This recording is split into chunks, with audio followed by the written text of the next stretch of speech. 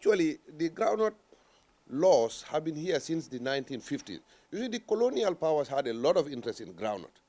And these laws have never been actually probably enforced or looked at.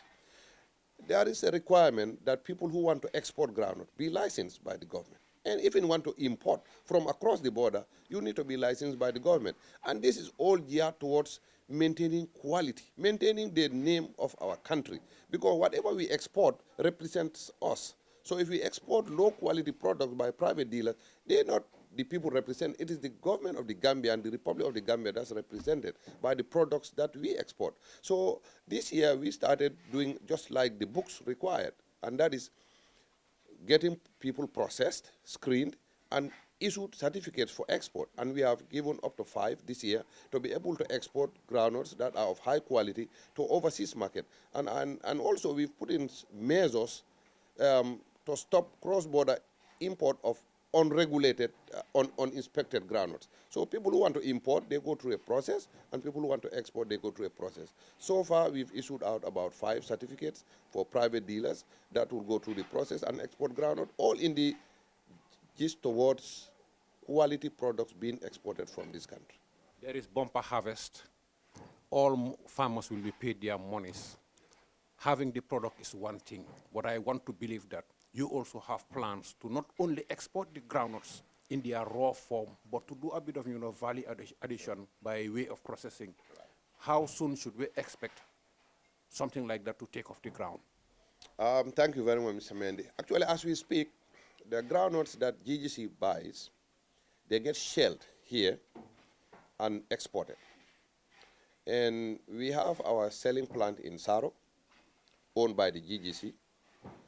And we have 2 other ones, one in Kerewan and Kaur, which are privately owned.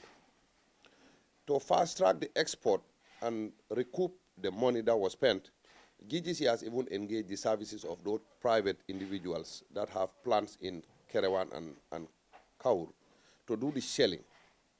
But all of them combined can only do 100 tons per day, which kind of delays the selling of the nuts and eventual export. Our machines at Saro, which are going to be ready by the end of this year, before the coming of the next season, they have the capacity to triple that. They have the capacity to shell 350 tons per day.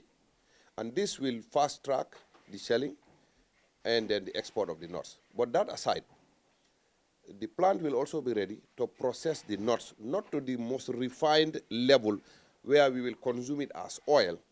That is another step.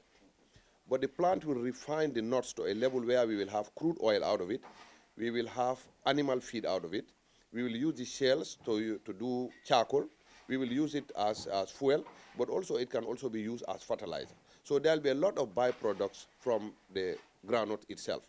And this process will start at the beginning of this trade season that we are looking at in 2024. In the meantime, the selling is being done at Saro to expedite the process. We have engaged the services of private machine owners in Kaur and Kerewan to be able to sell fast and export and recoup the money spent.